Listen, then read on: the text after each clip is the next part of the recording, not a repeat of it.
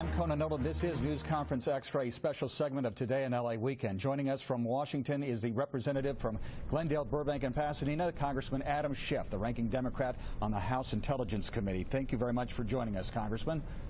You bet. Let me ask you, you had a briefing this past week with the FBI on what happened in San Bernardino. What was the most troubling part of that discussion with the FBI director? The most troubling part is the fact that Farouk, the male shooter, and Malik, the female shooter, were both radicalized years ago. One, an American citizen here in California, another a citizen of Pakistan, that they came together somehow online, that she was able to get through the visa process, and that none of this was caught, that the radicalization had gone on for years. It was international, and none of it was caught. That shows us plainly there are still big holes to plug in terms of our security, and we are poring over every fact we learn in this investigation so that it can shed light on steps that we can take to better protect the country. So is there bipartisan consensus that something has to be done about, for example, the visa waiver program, which I understand brings in 20 million people each year into the United States? There is, and this is a rare area of completely bipartisan support, and that is, for example, in Europe, there are many countries that are visa waiver countries, which means that European citizens can travel to the United States without an interview, without a visa, and because Europe has such a problem with foreign fighters, people that have left countries like France and Belgium to go and join the fight and now have come back to Europe, and in fact, this was the case with most of the shooters in Paris, and that those people could conceivably travel to the United States without a visa, that they recognize to be a vulnerability that we need to fix.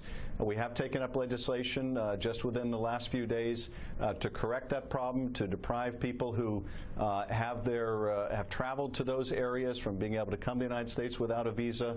More steps are going to have to be taken, but I will say this, Conan, that makes a lot of sense.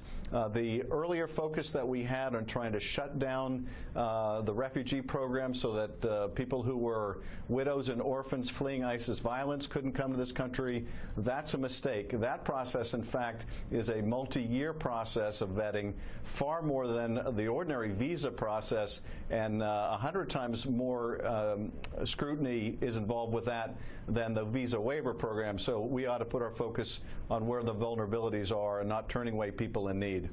Is there a concern on your committee that the prestige that ISIS provides, that is, it's a caliphate, it's a country the size of Indiana, is at the heart of the individuals that, for example, did what happened in San Bernardino? Conan, I think that's exactly right. We have seen ISIS fully eclipse Al-Qaeda as the paramount terrorist threat that we face, and a big part of the reason is that ISIS made the decision, it was actually part of the breakaway from Al-Qaeda, that it wanted to form the caliphate now, that it felt that having a caliphate, having a caliph would be inspiring to people to join their radical movement, and in fact it has had that effect. And until we can go at the heart of that cancer, that caliphate, it is going to continue to attract thousands of foreign fighters and assist in radicalizing people all over the world, as we saw with Farouk, the male shooter, and Malik, the female shooter. They chose to pledge allegiance to ISIS, I think, in large part because the caliphate has made them the premier brand of terrorist organization. But I will say this, Conan, even once we eradicate ISIS from the battlefield, as we must do, and we have to have a real sense of urgency about that, the threat isn't going to go away completely. They'll become a more diffuse organization, much like Al-Qaeda is today, still posing a threat, but without the magnetic effect of having that land, that caliphate. What will it take for the United States to put in ground troops? Another San Bernardino-like attack on the homeland? Well, I don't think that putting in ground troops, having a massive American presence in another Muslim country is the answer. In many respects, I think that is what ISIS would like. That's what they hope to provoke. But I think that would be counterproductive. What we have found in Iraq and indeed in Afghanistan is we can have hundreds of thousands of troops. We can win the battles, but they don't stay won if you don't solve some of the political problems on the ground. And the political problems right now in Iraq and in Syria are very similar in the sense that the Sunni population in both of those countries has nowhere to go. They, in Iraq, don't want to be part of an Iraqi government that has excluded them and marginalized them and interfered with their participation in their own security. They don't want to be part of a government that's effectively led out of Tehran. And similarly, on the Syrian side of the border, the Sunnis don't want to be led by an Alawite Shia government that is barrel bombing them, Bashar al-Assad. So there has to be some kind of a political space and place for the Sunnis that is not ISIS and is not these kind of regimes. There has to be an inclusive government in both capitals, and that political problem is at the heart of this struggle. The Honorable Adam Schiff, Democrat from Pasadena, ranking member of the House Intelligence Committee. Congressman, we will carry this over at 9 o'clock.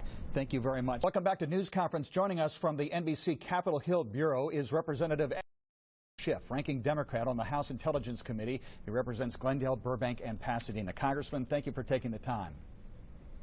It's good to be with you. We talked with you at 7:45 earlier this morning, but let's pick up on that conversation. How troubling is it, following your briefing from the FBI on what happened in San Bernardino, that the two individuals here, Saeed Farouk and Tashfeen Malik, had been planning this attack in San Bernardino for years and nobody knew about it? It's very troubling, and particularly when you consider that Farouk, the male shooter, was radicalized years ago, perhaps even before ISIS was in existence. You had Malik, the female shooter, in Pakistan. Somehow they met each other. They were engaged and married each other, and either further radicalized each other or acted out on a plan that they put together. And nonetheless, this went without attracting the attention of law enforcement or the intelligence community.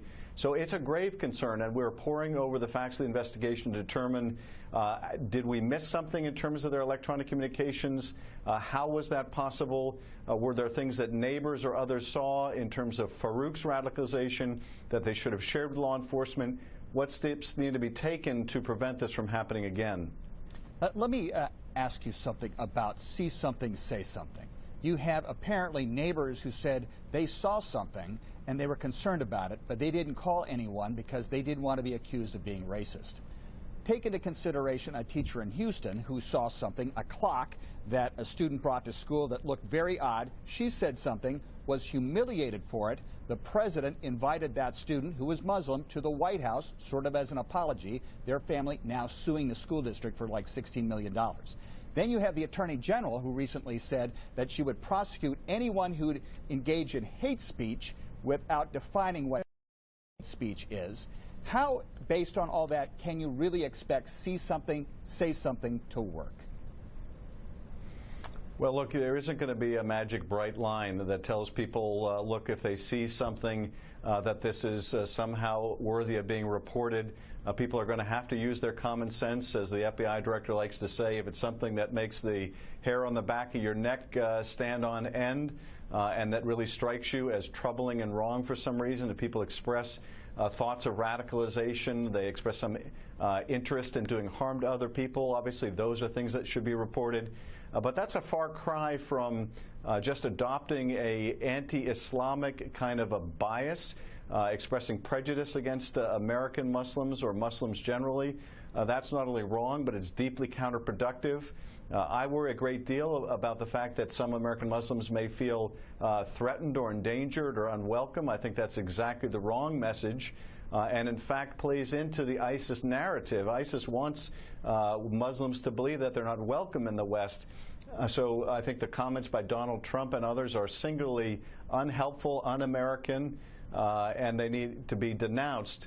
So people are going to have to use some common sense. We don't want to inundate law enforcement with a bunch of false leads, and we don't want to have neighbor turn with suspicion on neighbor.